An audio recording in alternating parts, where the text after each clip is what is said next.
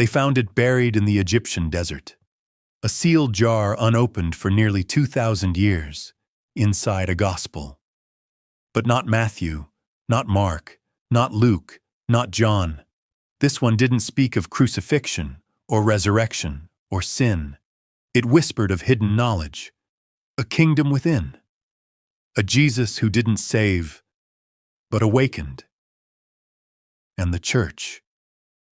It tried to kill this book, burn it, silence it, erase it, but it survived. And now, it speaks again. Let the echo of that jar's opening linger for a moment. Let the dust settle. The pages are fragile, the words older than empire, and if they're true, they rewrite everything. You're about to enter a story of silence and survival, a gospel sealed in clay while Rome still ruled, hidden by monks perhaps, or heretics, or someone who feared what its words could do. It was rediscovered in 1945 by accident, by fate, or maybe by divine mischief. But ever since that moment, this single manuscript has whispered a question that won't go away. What if the version of Jesus we know, the one we sing about in cathedrals and carve into stone, isn't the only one? What if beneath dogma and doctrine a different Jesus once walked the sands, and someone wrote it down? Tonight we'll follow that trail. From papyrus to power struggle, from whispered heresy to theological war, we'll read what they never wanted us to read, and we'll ask, what would it mean if this gospel is true? Before we venture further into the shadows, take a moment to subscribe so you never miss a secret that history has tried to forget. It began like so many great discoveries with a shovel and a rumor. December 1945. A sunburnt field near the Nile just outside the dusty village of Nag Hammadi. A group of Arab farmers looking for fertilizer stumbled across a peculiar object buried beneath layers of silt and stone. It wasn't gold or relics or anything a merchant could hawk at market. It was a clay jar roughly 3 feet tall, sealed tight, and completely out of place in the open scrubland. One of the men, fearing it might contain a genie, nearly refused to open it, but curiosity is a louder god than fear. The jar cracked open, and inside, fragments of leather-bound papyrus, 13 books, 52 texts, and nestled among them one document stood apart. It didn't begin with a birth in Bethlehem or end with an ascension. It began with a whisper. These are the secret words which the living Jesus spoke. At first, no one in the village understood what they'd found. How could they? The writing wasn't Arabic. It wasn't even Greek. It was Coptic, the language of early Egyptian Christians.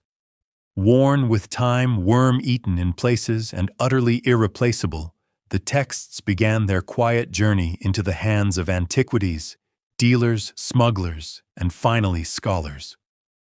One by one, experts confirmed the impossible. These weren't commentaries or marginal glosses. They were gospels, entire gospels. Some attributed to apostles, others to names lost in time. And within that bundle was one titled simply The Gospel of Thomas. Now here's where it gets strange. This gospel didn't tell a story. No manger, no miracles, no Judas, no Pilate. It was a collection of 114 sayings, some familiar, some completely alien. The tone was cryptic, riddled with paradox, and dripping with metaphysical mystery. This wasn't the Jesus of Sunday school. This was a Jesus who sounded more like a Zen master than a carpenter messiah. And the more scholars read, the more unsettled they became. Of course, this wasn't the first time Thomas had appeared in apocryphal literature. He'd been something of a ghost in Christian tradition, known but not trusted. The twin of Jesus, some whispered. The doubter, others insisted. But this text didn't paint him as a doubter. It cast him as the one who truly understood, the one who drank from the spring while others merely sipped the surface. And that spring, according to this manuscript, was not faith. It was knowledge, hidden knowledge, the kind that could wake the dead or unsettle a church. Historically, this find couldn't have come at a more volatile time. World War II had just ended.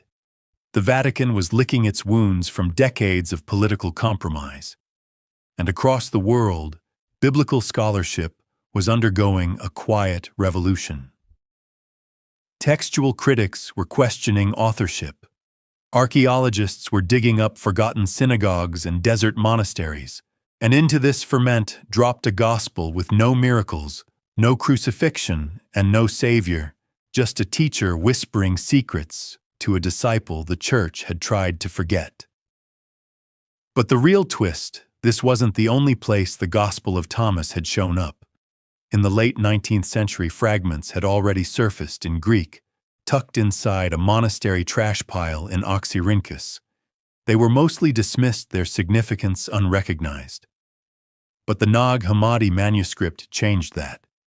This was the full text, intact, unabridged, unburned. And unlike other apocryphal writings, this one didn't sound like wild invention. It sounded eerily original. Which brings us to the unavoidable question, was this gospel just another heretical curiosity, or something far more dangerous? Some theologians suggested it was a 2nd century forgery born of Gnostic fantasy. Others proposed it could be older than the canonical Gospels themselves. That claim alone sent tremors through seminaries. If Thomas predated the New Testament, if its sayings reflected an earlier, purer voice of Jesus, then the bedrock of Christian theology might not be bedrock at all. It might be a construct built not on the words of the man from Nazareth, but on the decisions of councils and bishops centuries after his death.